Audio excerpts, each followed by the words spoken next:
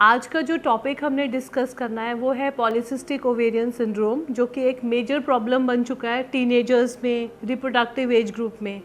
10% world wide इस polycystic ovaries के patients हैं। बट हम डायग्नोज कैसे करें कि हमें पॉलीसिस्टिक ओवरीज हैं कि नहीं? तो if you are suffering from irregular periods का मतलब या तो आपको पीरियड्स आ ही नहीं रहे, मिस्ड पीरियड्स हो रहे हैं, या 2 महीने के बाद आ रहे हैं, या बीच बीच में कंटिन्यूसली स्पॉटिंग रहती है। तो अगर ऐसा कुछ है तो you can be a case of polycystic ovaries. और क्या सिम्टम्स होते हैं पॉलीसिस्टिक ओवेरियन सिंड्रोम के? ओबेसिटी हो रही है और वेट लूज़ ही नहीं हो रहा है, हम कोशिश करते जा रहे हैं बट वेट जा ही नहीं रहा है और अनड्यू बढ़ता जा रहा है, then you can be a case of polycystic ovaries. Face पे एक्ने आ रहे हैं, male pattern of hair growth, जैसे कि फेशियल हेयर आ रहे हैं, बैक पे हेयर है, चेस्ट पे है हेयर, अनयूजुअल साइड्स पे हेयर हो रहे हैं, तो आप परेशान हो रहे हो कि क्यों हो रहे हैं।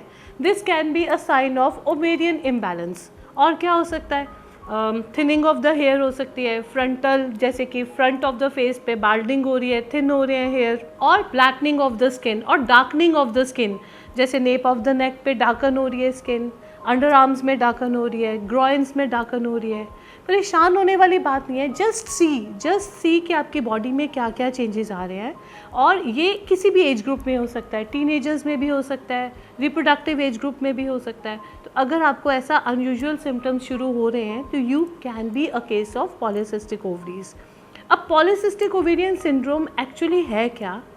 इट इज़ अ सिंड्रोम जहाँ पे ओवेरियन हार्मोन्स के इम्बैलेंस हो रहे हैं, मेल हार्मोन एक्सेस में आ रहा है और उस मेल हार्मोन की वजह से ये सब प्रॉब्लम्स आपके बीच में आ रही हैं।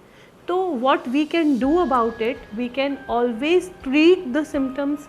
हमें जो चीज़ प्रॉब्लमेटिक लग रही है हम उसको ट्रीट भी कर सकते हैं, हम इस इम्बैलेंस को थोड़ा बेटर कर सकते हैं, और हम मेल हार्मोन का एक्सेस का जो रीज़न जान सकते हैं कि हमारी बॉडी में ये क्यों एक्सेस में आ रहा है, और हम उसकी ट्रीटमेंट कर सकते हैं। सो अगर आपको ऐसे कोई भी सिम्टम्स आ रहे हैं तो आपको अपने गायनेकोलॉजिस्ट या स्पेशलिस्ट को मिलना है। आप पढ़ के सेल्फ गूगल सर्च करके बहुत सारी चीज़ों को नहीं जान सकते। ये सिम्टम्स जस्ट अपने देखिए, ये 7-8 सिम्टम्स जो अबव मेंशन्ड है वो आप देखें और अपने गायनेकोलॉजिस्ट को कंसल्ट करें। Otherwise we are here to help you out. You can consult on the below mentioned numbers. Thank you.